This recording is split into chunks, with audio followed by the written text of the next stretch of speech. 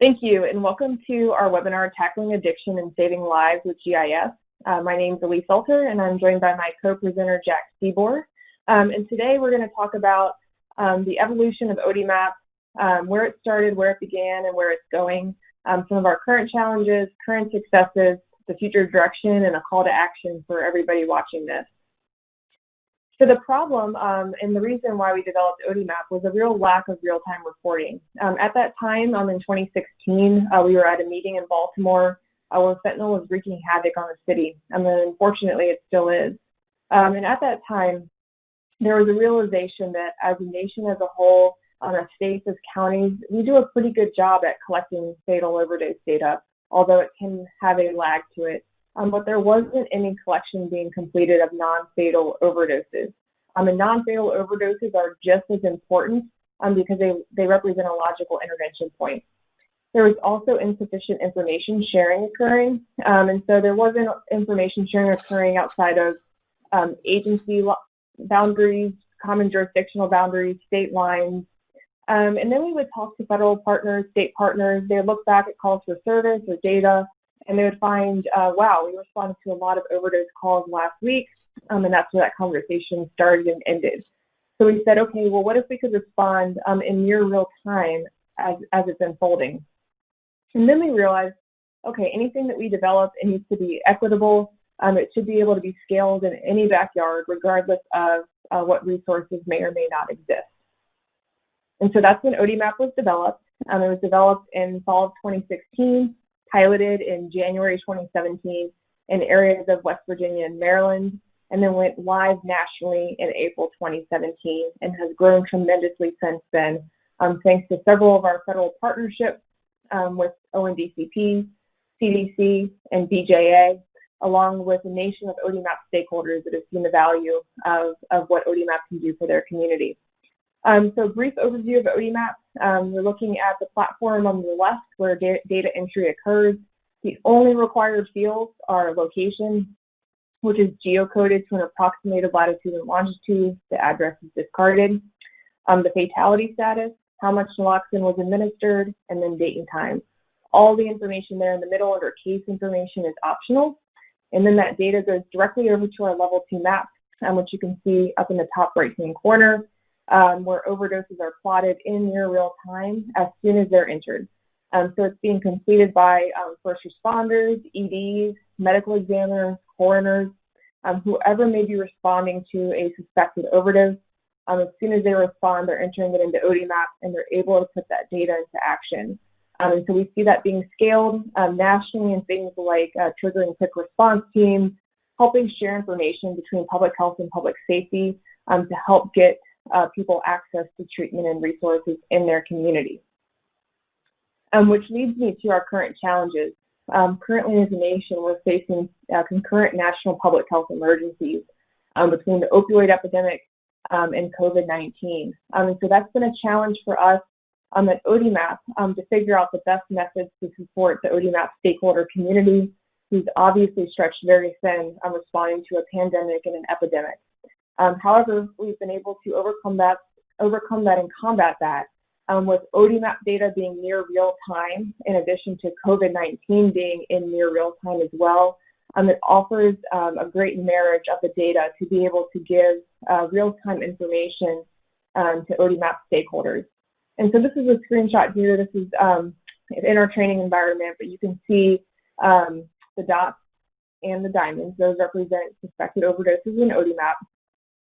And then we have an overlay of COVID-19 data, both with testing locations and actual COVID data. And so this helps ODMap stakeholders be able to visualize what's happening in their community, where can they target resources depending on where COVID cases are, where the most suspected overdose cases are. And so we've had a lot of feedback that this has been really helpful to be able to visualize and understand any potential implications that COVID-19 may have on substance use disorder populations. And so that brings me over to my next point of the near real-time data. It really positioned us to be able to produce near real-time analyses of what's happening right now with suspected overdose data in ODMap.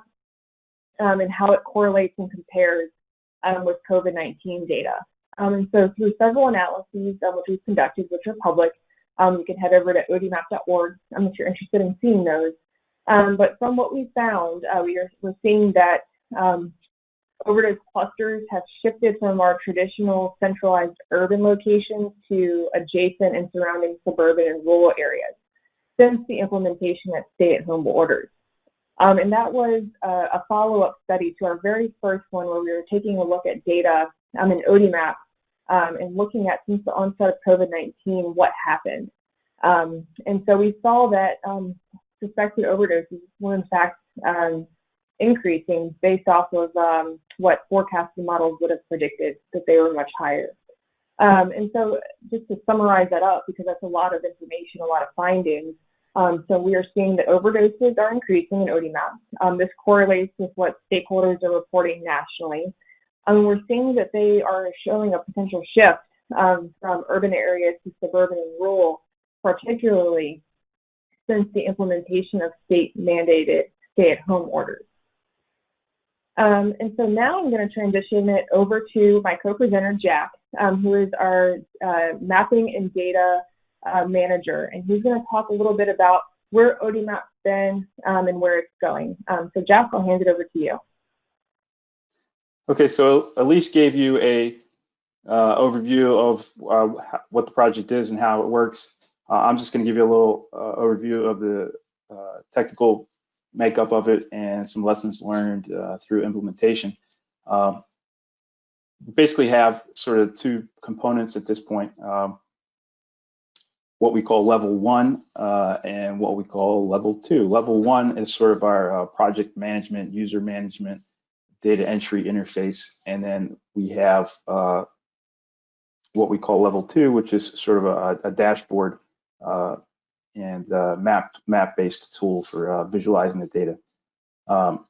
So before I get into the real technical architecture, I just wanted to touch on the point that I think, beyond software and the technology, I think that the people on the project are probably the most important aspect of it, all the way from upper management buying in and supporting the project to good project management, good analysis staff, and then good technical staff. And I think one of the lessons we learned through our project is in addition to trying to bring in skill sets that you don't have, trying to work within the constraints of the skill set you do have in-house, and the quality and the quantity of the people you do have is very important. So I think we have a slightly different situation to what I see in a lot of these presentations at various conferences. Usually I see groups of GIS people who are saying, we wish we could get a programmer on this job for a day or two to help us customize this. I think this project, we sort of had the opposite, where this was built in a software development shop, and we have a one-person GIS shop, and so it's sort of the reverse of a lot of situations I see at GIS-based conferences. But so the first part, the level 1 part we have, it's a .NET-based web application, and we use it for various things. It's our user management system. We give this system away for free, so we couldn't have a system that has a per user cost. So we built our own user management system. We have registration processes. We got processes for MOUs. Different agencies can set permissions on their own data. We have a data entry form. A lot of this started out as a crowdsourced type application, where it was a simple mobile app with a few buttons on it, where people could collect information. But as the project grew, we ended up building some system integration tools that allowed for system-to-system data transfer, so that we would have bulk data loads from systems where people are already collecting the data. And one of the other things that our level 1 application does is it allows users to manage their own spike alerts. Basically, a spike alert is an alert that overdoses in your region have reached a certain threshold. And then on the other side, we have our level 2 application, which is probably more of a what GIS folks are more used to, which is basically a map-based tool currently built in Web App Builder Developer Edition, and it provides functionality for things like just map visualization, as summary charts on it, so you can see trends and things like that. It has attribute table and some filtering mechanisms, so you can explore the data a bit. It also shares. It's our primary sharing mechanism, I would say, because all of the data that goes into the system is available to everyone. So everyone that logs in can see everyone else's data. The user group is definitely a restricted user group for people that have a official capacity where they need to have access to this data. But through allowing people to share data and see other people's data, it gives them a better situational awareness of what's going on in their region, because they may be in an organization that is very much needs to know what's going on, but they're not the data collectors. And in a lot of situations we've come across, there's agencies that have a lot of use for this information, but it's collected by a different entity in their region, and ODMap provides that mechanism for agency to agency sharing within certain regions. So that map, that level 2 map-based dashboard, that we use some out of the box configurable apps out of the Esri platform early on. We built a early data collection mechanism before we built the .NET data collection piece. We just used a geoform basically to share with people to say, hey, how would you use this? What would you like to see on it? And it's kind of how we built some of our original requirements. And but our original map was the original operations dashboard. There's a predecessor to what they call operations dashboard now, and it was a very basic mapping utility. We've used ArcGIS server quite a bit throughout the whole process. Early on, we used GeoEvent server as a spike alert mechanism and as a geotagging mechanism, but we've actually replaced most of that functionality with customized .NET functionality. And like I said, our current application is built on Web App Builder Developer Edition, but we're transitioning to the use of ArcGIS API for JavaScript so that we can better integrate these two levels into level 1 application and level 2 application, so that we can combine them into a single application. Next slide, please. And all of that's running on a Microsoft SQL Server backend. We do some of our spatial functions inside SQL Server. SQL Server does some things like point and polygon type operations inside SQL Server. And we also use SQL Server reporting services as our primary report generating mechanism.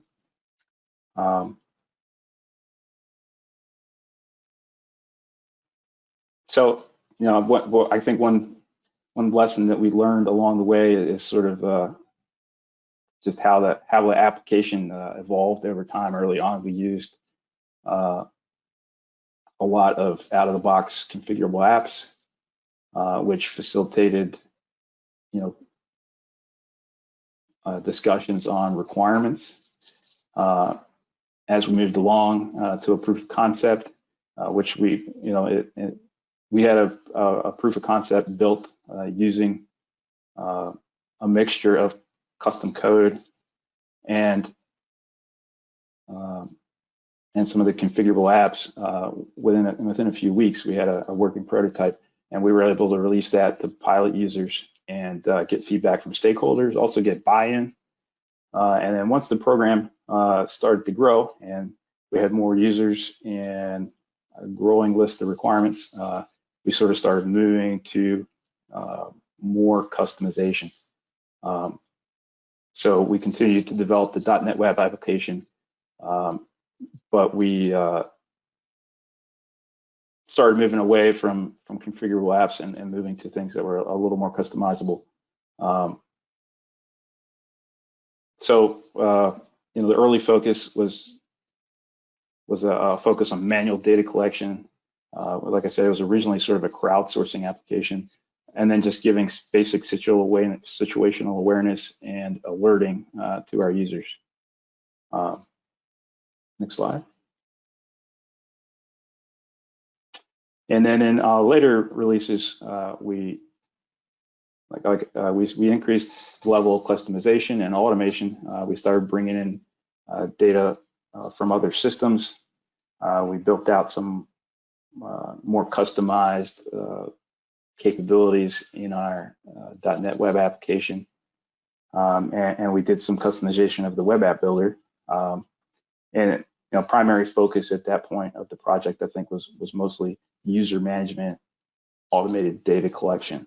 And now we're moving into a phase where I think those functions have matured. Those functions have matured, and now we are moving on to an integration of our .NET app and our GIS-based app into a single app using JavaScript API. And we're hoping to move towards building more analysis into the application, just so that the users can get more useful information out of the data. So that's the future focus is going to be working on better integration of all the components of the system into a single interface, improving our user experience a bit, and giving them tools to do more analysis with the data we're collecting. Okay, so now I'll send it back to Aliese with some final thoughts. Great, thanks, Jack. So we just wanted to kind of conclude this presentation with a call to action. Hopefully from this presentation you've gathered that evolution is essential in order to stay relevant and timely, and give stakeholders what they need to effectively do their jobs. And so we've seen that especially here, when you look back at life back in late 2019, early 2020, I'm not sure that any of us would have predicted that we would be where we are today. And it's really important to not wait to respond, to respond now as it's happening. Learn from that. It's not always going to be perfect the first time around, but trying to figure out ways to get resources out and to help people do their jobs better is really important. And on the flip side of that, the other part of respond is also putting data into action. ODMap collects a plethora of data nationally, and what makes it so successful and really keeps people like myself and Jack really excited to come to work every day is seeing it put into action, seeing ODMap drive quick response teams, drive spike alerts, drive information to the media, to the public, serving as a catalyst for information sharing and collaboration, which ultimately saves lives. By putting data out there in near real time on a platform like ODMap, where we can all view the same data together and we can establish collaborative partnerships outside of the data and in addition to, that's when change can really happen too. And then we've heard several reports from ODMap stakeholders of how ODMap, combined with their partnerships, their actions, their harm reduction efforts, have been able to drive down overdoses and overdose deaths, which is extremely important. And then lastly, we hope that we've sparked some curiosity, that you're curious about how ODMap is being put into action. You want a little bit more information about it. So go to odmap.org. There's a plethora of information. You can click on In the News, and see how people are putting ODMap into action, perhaps even in your backyard. And lastly, we appreciate any feedback. So here's some information on how you can provide feedback directly in the app. Thanks again for choosing to watch our webinar. We wish we could be there in person, but we're so thankful for the opportunity to be able to connect with each and one of you virtually.